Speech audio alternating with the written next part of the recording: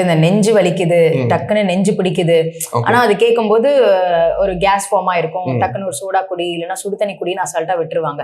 அது வந்து ரொம்ப சீரியஸா எடுத்துக்க மாட்டாங்க. டக்குன்னு அவங்க மைண்ட்ல வரதே கேஸ் தான் வரும். அதுக்கு உங்க ஒப்பீனியன் என்ன சார்? அது வந்துட்டு 100% கேஸா மட்டும் தான் இருக்குமா டக்குன்னு அந்த மாதிரி வலி வந்தா? பட் இந்த கொஸ்டின் வந்து இப்போ கேஸ்ட்ரைட்டிஸ் ரிலேட்டடா இல்ல, பட் இருந்தாலும் வந்து இது ரொம்ப முக்கியமான ஒரு கேள்வி இந்த காலகட்டத்துக்கு. இப்போ முன்னாடி காலகட்டத்துல எல்லாம் வந்து உடல் உழைப்பு நிறைய இருந்தது. யாருமே செடன்ட்ரி வேலைகள், ஆஃபீஸ் வேலைகள் வந்து அந்த காலகட்டத்தில் இல்லை. எல்லாமே விவசாயம் பண்ணாங்க. ஸோ செடன்ட்ரியா யாருமே இல்லை. எல்லாரும் உடல் உழைப்பு பண்ணாங்க, உடலை கட்டுக்கோப்பா வச்சிருந்தாங்க. தனியா ஜிம்முக்கெல்லாம் போக வேண்டிய அவசியம் அவங்களுக்கு இல்லை. ஸோ அவங்களுடைய உடலே வந்து பாத்தீங்கன்னா நல்ல ஒரு நிலைமையில இருந்தது. அதனால அப்போ வந்து இன்சிடென்ட் ஆஃப் இந்த எம்ஐ மயோகார்டியல் இன்ஃப்ராக்சர்னு சொல்றோம், ஹார்ட் அட்டாக்னு சொல்றோம் இல்லையா, அதெல்லாம் வந்து ரொம்ப கம்மி. ஒரு 60-70 வயசுக்கு மேலதான் இந்த ஹார்ட் அட்டாக் பிரச்சனைகள்லாம் வந்துட்டு இருந்தது.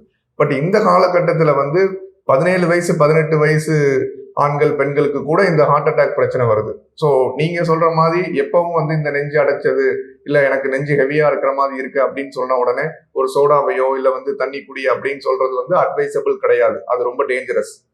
ஸோ யாரா இருந்தாலும் சரி, முன்னாடி மாதிரி உனக்கு என்ன ஹார்ட் அட்டாக் வர்ற வயசா அப்படின்னு சொல்லி நம்ம இப்ப வந்து அப்படி நம்ம சொல்லவே முடியாது. ஸோ அந்த நேரங்கள்ல ஒரு இசிஜி ஒன்று எடுத்துட்டு ஒரு கார்டியாலஜிஸ்ட் கன்சல்ட் பண்றதுதான் நம்ம ஃபர்ஸ்ட் பண்ண வேண்டிய விஷயமா இருக்கும். ஸோ அதுக்கப்புறம் இசிஜில ஒன்றும் இல்லை, இது வந்து எக்கோ எல்லாமே நார்மலா இருக்கு அப்படின்னா தான் அது கேஸ்ட்ரைட்டிஸ் பிரச்சனையா அப்படிங்கிறத நம்ம வந்து இது பண்ண வேண்டியது இருக்கும். ஸோ கண்டிப்பாக கேஸ்ட்ரைட்டிஸ்ன்றது எமர்ஜென்சி கிடையாது. பட் என்னைக்குமே இந்த இருதயம் சம்பந்தப்பட்ட பிரச்சனைகள் வந்து எமர்ஜென்சி. இது அதை உடனடியாக நம்ம கார்டியாலஜிஸ்டையோ இல்லை ஒரு ஜெனரல் பிசிஷியனையோ பார்த்துக்கிறது நல்லது.